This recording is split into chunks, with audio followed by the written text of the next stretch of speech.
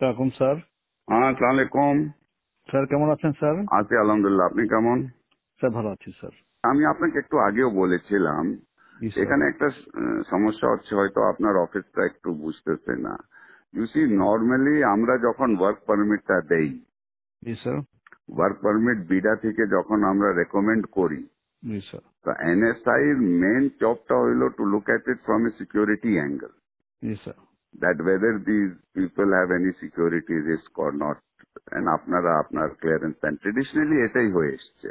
জি sir. আর আমরা করতেছি কি, আমাদের একটা লেড আউট পলিসি না থাকলেও জি স্যার। আমাদের থার্ড পার্টি যারা অনেক জায়গা হয় কি, স্পেশালি আপনার সফটওয়্যার কোম্পানিগুলিতে, জি স্যার। তারা এখানে কন্ট্রাক্ট, গভর্নমেন্টের কন্ট্রাক্ট, অন্য কন্ট্রাক্ট পায়, তারা কিন্তু as workers they bring in not direct work permit people হিসাবে, they bring in as contract workers. Sir sir. তো একটা কোম্পানি আপনার সাথে বোধহয় দেখা করেছিল। আমি আপনি টাইম দিলে she will meet you again. হ্যাঁ স্যার, আসছিল স্যার। হ্যাঁ, আসছিল স্যার। তো ওটা আবার আপনি বলেছিলেন আমরা রিভিউ করে পাঠাইতে, আমি হোম মিনিস্টারকে বলে আপনাদের কাছে রিভিউতে পাঠাই দিয়েছিলাম। জি স্যার। ওটা আপনারা আবার না করে দিয়েছেন। জি স্যার। স্যার আপনারা করেছেন না অন দ্য গ্রাউন্ড দ্যাট বিডার কোনো পলিসি নাই এটার ব্যাপারে। তো এক্স্যাক্টলি স্যার। ওটা তো আপনাদের দেখার ব্যাপার না। হ্যাঁ পলিসি স্যার। আমার আছে কি না, that is not, you see whether the security clearance আছে কিনা, whether they are security or not secure, ওটা তো আমার ওয়ার্ক, আমি হোম মিনিস্ট্রির সাথে বিডা বুঝবে। স্যার ঠিক আছে স্যার। এখন স্যার আমি আমি দু একটা আসপেক্ট একটু আপনাকে বলি। হ্যাঁ, যেই লোকটা ভাড়া দেখাচ্ছে 30,000 টাকা, বাট সে 3 লাখ টাকার বাসায় থাকতেছে। So he's not paying tax because he is showing 30,000 টাকা house rent.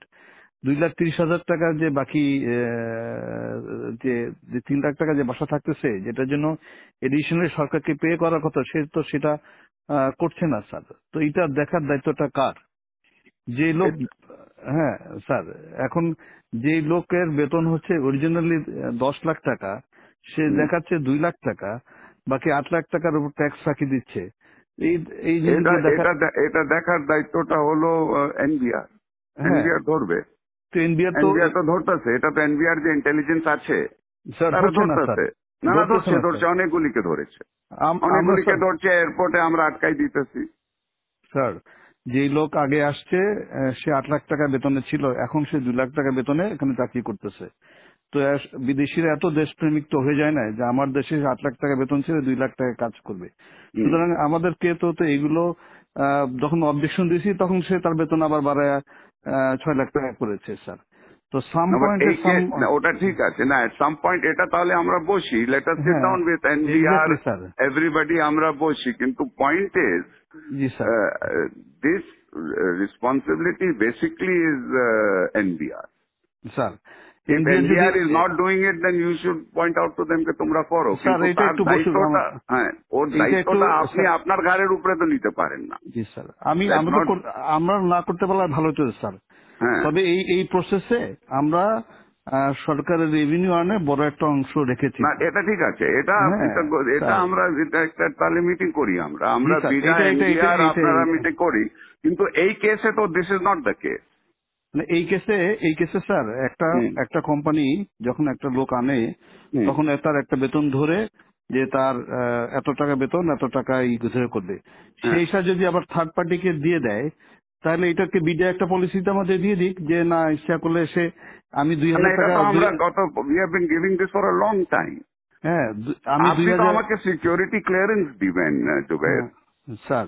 আপনি এখন যদি পলিসি ম্যাটারে যদি NSI is going to say you have to dictate policy to me, then তো it is going to be very difficult. Sir এটা একটু বসা পলিটিক্স। উচিত sir.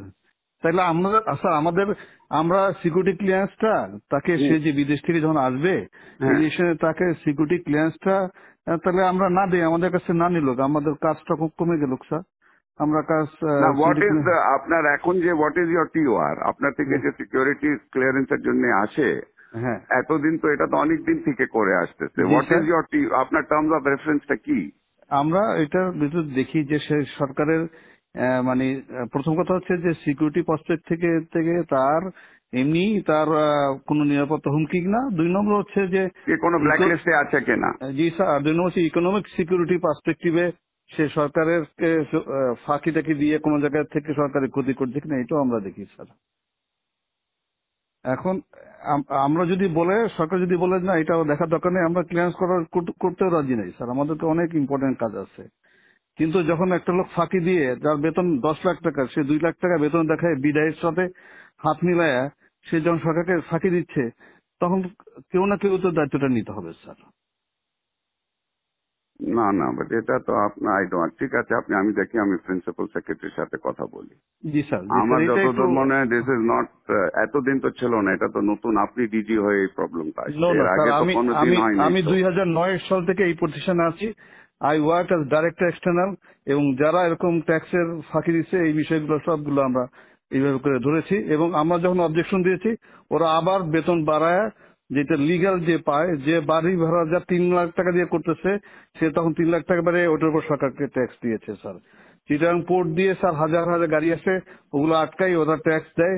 So I am adding value tax to the government. Although এখন বলবেন যে না এটা তো এনএসআই রেসপন্সিবিলিটি না স্যার, এটা যদি সরকার বলে দেয় যে না এগুলো করার দরকার নেই, আমরা কিছু করবো না স্যার, আমাদের কাছে ক্লিয়ারেন্স না পাঠাইলেও তো হবে না স্যার। কিন্তু বিডা আমাদেরকে বলতে হবে যে তারা যদি জাস্টিফাই করে যে একটা লোক বিডা যদি কম্প্রোমাইজ না হয়, আমাদের তো কোনো অসুবিধা নাই স্যার। আমাদেরকে একটু ক্লিয়ারলি বলে দিক স্যার যে একজনের জন্য নিয়ে এসে আরেকজনকে দিতে পারবে, বা 2-3 হাত ঘুরে এসে লোক কাজ করতে পারবে, আমাদের কোনো অসুবিধা নাই স্যার। একটা মিটিং হলে ভালো হয় স্যার, আমাদের জন্য সুবিধা হয় স্যার। আচ্ছা ঠিক আছে, আমি দেখি, আমি একটা মিটিং এর ব্যবস্থা করি, আমি প্রিন্সিপাল সেক্রেটারির সাথে কথা বলি। এটা একটা, we need to get A clear guidance on this. এবং আমি স্যার 2009-12 বছর এই পজিশনে চাকরি করতেছি, এবং এইভাবে আমরা কিন্তু ক্লিয়ারেন্স মানে যেগুলোতে কম হয় না আমি অবজেকশন দিয়ে আসতেছি কিন্তু। এবং এই এই এই এই প্রতিষ্ঠানটা একটু ম্যানিপুলেশন বেশি চেষ্টা করতেছে, এবং বাট আমরা এরকম কেস খুব রেয়ার পেয়েছি, যারা একজনের জন্য নিয়ে এসে, আমি নিয়ে আসলাম একজনকে বিদেশ থেকে, এসে আবার আর এক কোম্পানিকে দিলাম, এই কেস প্রথম আমরা পেয়েছি। বিডা আমাদেরকে বলে দিক যে এইটাতে কোনো অসুবিধা নাই, আমরা সদস্য দিয়ে দেবো, বিডাও ক্লিয়ারলি বলে না। আচ্ছা ঠিক আছে, আমি দেখি। আর আপনাকে একটু জানাচ্ছি, BIDA is a compromise organization sir, মানে ন্যাশনাল ইন্টারেস্টে তারা শুনেন, আপনার NBR is also compromised organization. Exactly sir, exactly. আপনার civil aviation is a compromised organization. আপনার সব থেকে বড় কম্প্রোমাইজড অর্গানাইজেশন ইজ দুদক। জি স্যার। আচ্ছা, আর আপনার অর্গানাইজেশনও কম্প্রোমাইজড আছে স্যার? এখানে তো আমার বাঙালিরাই আছে স্যার। আপনারও তো কম্প্রোমাইজড আছে। আপনার লোক যখন নিচে যায় ক্লিয়ারেন্সের জন্য, ব্যাংকের যে ডাইরেক্টরের জন্য আপনার থেকে ক্লিয়ারেন্স নেয়, আপনি যে জুনিয়র অফিসারকে আপনার গ্রামে গঞ্জে পাঠান আমার সম্বন্ধে খোঁজ নিতে, তো সেও কম্প্রোমাইজড আছে ওখানে। বাংলাদেশে কোন জায়গা কম্প্রোমাইজ না? সবাই মিলে একটু ভালো করার চেষ্টা করতেছি স্যার। সেটা করেন, কিন্তু ডোন্ট সে দ্যাট কম্প্রোমাইজ আপনার অর্গানাইজেশনটাও is compromise. I can give you examples where your people have gone and to give a clearance certificate, how much money they have charged. Sir এটা আছে স্যার, আমি অস্বীকার করছি না স্যার। তাহলে আপনি বলতেন বিডা ইজ কম্প্রোমাইজ, সবাই কম্প্রোমাইজ আছে। আর don't tell me BIDA is compromise, you are also compromise. Sir you want examples, I can give you example. Sir আমাদের টিআর থেকে এটা বাড়তে দিলে আমরা উই আর হ্যাপি, আমরা ক্লিয়ারেন্স ঠিক আছে। আমি let me talk to principal secretary. I'll have a meeting to find out exactly where we are. এটা তো we have to understand it. Okay. Yes, sir. Sir, thank you, sir. Assalamu alaikum, sir.